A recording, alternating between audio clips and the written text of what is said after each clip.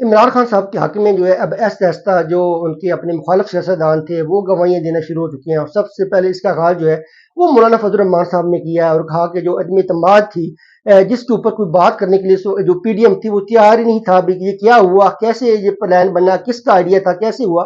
اس کے حوالے سے مولانا فضل الرحمان صاحب نے بڑا ایکسپوز کیا سب کو، سب کے نام بتا دیے۔ وہ جو ہے ڈرے نہیں، کسی انہوں نے درمیانی راستہ نہیں بنایا۔ انہوں نے کہا یہ جنرل باجوہ صاحب کا آئیڈیا تھا، اور انہوں نے تمام سیاسی جماعتوں کو بلا کے کہا کہ آپ نے یہ کرنا ہے، اور ان کا آئیڈیا تھا، سب کچھ وہی مینج کر رہے تھے، ہم نے صرف جا کے ایک جو ربر اسٹیمپ کا کردار تھا وہ ادا کیا۔ ادروائز جو ہے وہ سب کچھ جنرل باجوہ کر رہے تھے۔ ہاں ایک بات کی انہوں نے تردید کی، انہوں نے کہا کہ غلطی سے میں نے فیض حمید صاحب کو نام لیا، اس وقت فیض حمید صاحب نہیں تھے۔ اس کے بعد ان کے بعد آنے والے جو بھی صاحب تھے وہ اس میٹنگ میں شامل ہوا کرتے تھے۔ تو یہ بیسیکلی جو ہے وہ جنرل باجوہ صاحب کے اوپر انہوں نے بہت بڑا الزام لگایا، اس کے حوالے سے یہ انکشاف کر رہے ہیں۔ ادروائز پی ڈی ایم کا جو ٹولہ تھا وہ اس کے بات کو کرنے کے تیار نہیں تھا۔ عمران خان ایبسلیوٹلی ناٹ کہتا تھا، امریکہ کی غلامی نامنظور۔ جنرل باجوہ کے حوالے سے وہ کھل کے بات کرتے تھے، ان کی انٹرویوز ریکارڈ کا ایسا ہے۔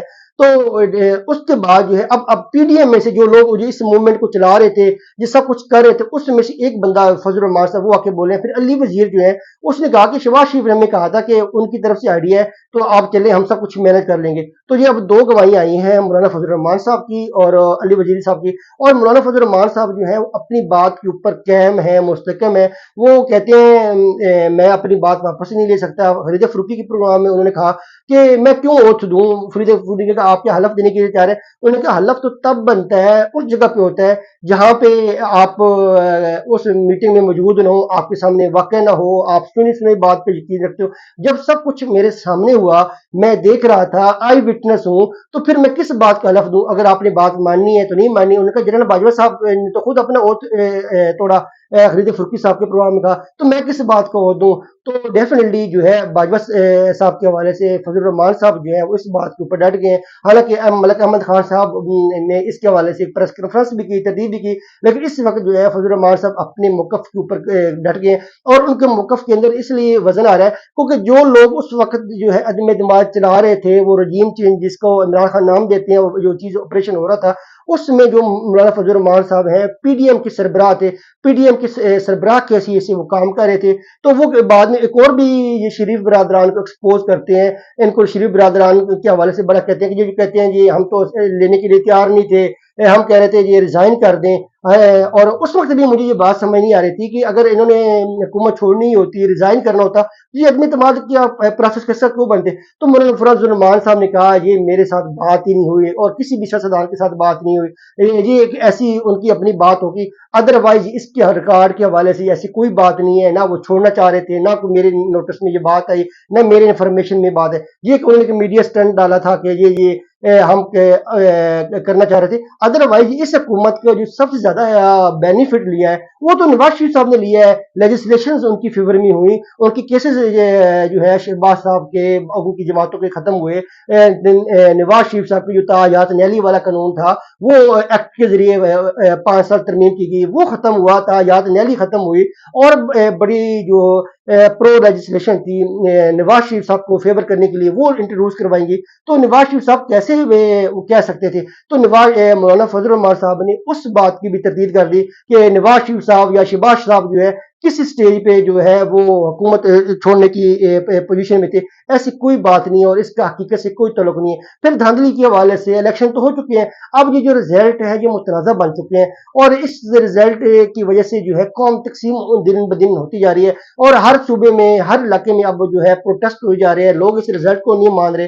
اور جو پیر پگاڑا صاحب ہے انہوں نے ایک بہت بڑا پاور فل شو کیا ہے حیدرآباد کے اندر، اور وہ اس نظام کو بالکل ایکسپوز کر رہے ہیں، اور ساتھ ساتھ جو ہے وہ کہہ رہے ہیں کہ اگر توشہ خانہ کے حوالے سے عمران خان کے اوپر الزام لگتا ہے کہ عمران خان چور ہے، عمران خان نے گھڑی لے لی، انہوں نے کہا عمران خان فرشتہ نہیں ہے، انسان ہے، غلطی ہو سکتی ہے۔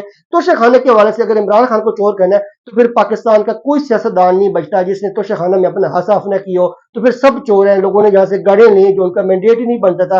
عمران خان صاحب نے جو گھڑی لی، ہاں بیچنے کے حوالے سے ان سے انسانی طور پہ غلطی ہوئی ہوگی، وہ اس معاملات کی سینسٹیوٹی کو نہیں سمجھ سکتے ہوں گے، لیکن ادروائز توشہ خانہ کے حوالے سے وہ کہتے ہیں وہ چور نہیں ہے۔ پھر انہوں نے پی ٹی اے کے جو سپورٹرز ہیں، جو ووٹرز ہیں، ان کو بڑا اپریشیٹ کیا کہ لوگ سمجھ نہیں رہے تھے۔ حالانکہ حقیقت یہ تھا کہ جب اسد عمر ہو گیا، پرویز خٹک، جہانگیر ترین، علیم خان، باقی لوگ علیحدہ ہو گئے، تو لوگوں کے جو رائے تھی، جو آج کل لوگ تجزیہ کار بنے ہوئے ہیں، جو اینالائز کرتے ہیں، وہ یہ کہتے ہیں یہ ٹوٹ گئی ہے، اس کا وجود ختم ہو چکا ہے جی، اب سسٹین نہیں کر سکتی جماعت، اس کا ووٹر مایوس ہو چکا ہے۔ پھر جو کیسز میں سزا ہو گئی عمران خان صاحب کو، تو وہ تجزیہ کار کہتے تھے کہ نہیں نہیں اب ووٹر نہیں نکلا، ان کو پتا ہے کہ اب اگلے 10 سال جو ہے نواز صاحب کے ہیں۔ پھر نواز صاحب نے اشتہار بھی دے دیا تھا اخبار کے اندر، وزیر اعظم نواز شریف، اس حوالے سے ساری چیزیں چلتی رہی۔ تو جو ہے ان کے خیال تک قوم نہیں نکلے گی، ان کے نوجوان نہیں نکلے گا، سپورٹرز نہیں نکلے گا، ووٹر نہیں نکلے گا، لیکن ان سب نے حیران کر کے رکھ دیا۔ اور نوجوان نسل جو ہے وہ بیسیکلی عمران خان تو ایک سمجھ لیں ایک چیز بن چکا ہے کہ عوام اس کے ساتھ کھڑی ہے۔ ادروائز لوگ جو ہیں، جو نوجوان نسل ہے، وہ قانون کے ساتھ کھڑے ہیں، آئین کے ساتھ کھڑے ہیں، وہ اس نظام کے اندر دیکھنا چاہتے ہیں کہ ہمیں بھی اپرچونٹیز ملیں، ہمیں بھی آگے بڑھنے کے مواقع ملیں۔ اب دیکھیں، اب مثال کے طور پہ پاکستان مسلم لیگ نواز دیکھ لیں، جو بھی ان کے پاس اب مینڈیٹ آیا، اس میں انہوں نے کیا کیا؟ وزارت عظما اپنے گھر میں رکھ لی، وزارت اعلیٰ بھی اپنے گھر میں رکھ لی۔ ایک تو چیز جو ہے وہ قوم کو لوٹا دیتے، ایک تو چیز کہتے ہیں جو قوم ہے 25 کروڑ عوام ہے کہ آپ وزیر اعلیٰ بن جائیں یا وزارت اعلیٰ وزارت عظما رکھ لیں۔ نہیں، ان کی جو چیزیں ہوتی ہیں شریف خاندان کی، ان کے گھر کے اندر رہتی ہیں، اور یہی ان کی سیاسی ناکامی، سیاسی شکست کی وجہ بن رہی ہے، کیونکہ نوجوان نسل اب اپنا ایک پوٹینشیل دکھانا چاہتے ہیں۔ ہماری آبادی کا سب سے زیادہ حصہ نوجوانوں کے اوپر ہے، ہم کب اپنے نوجوانوں کو بیک فٹ پہ رکھیں گے، مایوس رکھیں گے، ان کو آگے بڑھنے کے مواقع نہیں دیں گے؟ تو وقت آ چکا ہے ان کو اپریشیٹ کرنا ہے، ان کو انکریج کرنا ہے، ان کو جو ہے قانون سازی میں جو ملک کے اہم فیصلے ہیں ان میں شامل کرنا ہے، تاکہ ان کے اندر ایک مثبت سوچ پیدا ہو، ایک مثبت رجحان پیدا ہو۔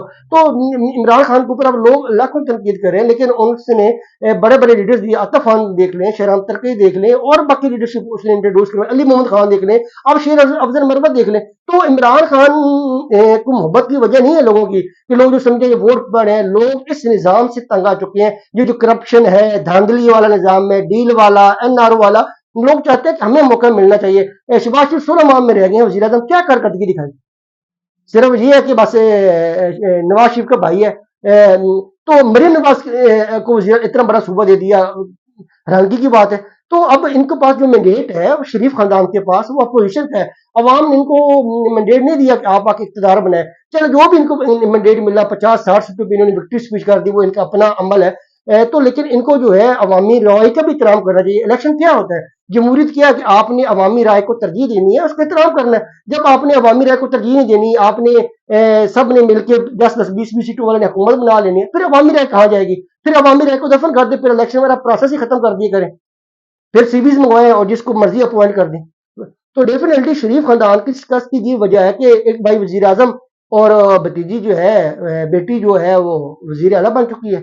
تو اب ڈیفینیٹلی اب لوگ جو ہیں وہ دیکھنا چاہتے ہیں، اپرچونٹیز دیکھنا چاہتے ہیں، ان کے پاس اسکل ہے، ٹیلنٹ ہے، ایجوکیشن ہے، ایجوکیٹڈ بچے ہیں، ان کو بھی آ کے موقع ملنا چاہیے۔ پھر فضل الرحمان صاحب کہتے ہیں، جو آصف زرداری نے اپنا امیج بنایا ہوا ہے کہ میں بڑا مفاہمت کا بادشاہ ہوں، وہ مفاہمت کا بادشاہ نہیں، لوگ اس کا سر چہرہ نہیں پہچانتے، اس کی سوچ نہیں پہچانتے، وہ کیا مووز کرتا ہے، وہ صرف مفادات کے پیچھے گھومتا ہے، اور مفادات کو نام کو چھپانے کے لیے وہ بات کرتا ہے مفاہمت کی۔ ادروائز آصف زرداری صرف اور صرف مفادات کا انسان ہے، مفاہمت والا تو اس کے اندر کوئی چیپٹر نہیں ہے۔ مولانا فضل الرحمان صاحب نے بہت ایکسپوز کیا ہے نواز شریف ہو، ساری جماعتوں کو، لیکن جہاں پہ جنہوں نے سب کو ایکسپوز کیا وہاں پہ فضل الرحمان صاحب خود بھی ایکسپوز ہوئے ہیں کہ جب جنرل باجوہ صاحب کہہ رہے تھے کہ آپ عدم اعتماد لے کے آئے، تو یہ تو مذہبی آدمی تھے، عالم دین تھے، تو یہ وہاں پہ ڈٹ جاتے، کہتے نہیں ہم ایسا نہیں کر سکتے۔ لیکن جو بھی اب نظام ہوا ہے، ہم آگے بڑھنا ہے اور ملک کے اندر استحکام لے کے آنا ہے۔ پاکستان زندہ باد، پاک فوج زندہ باد۔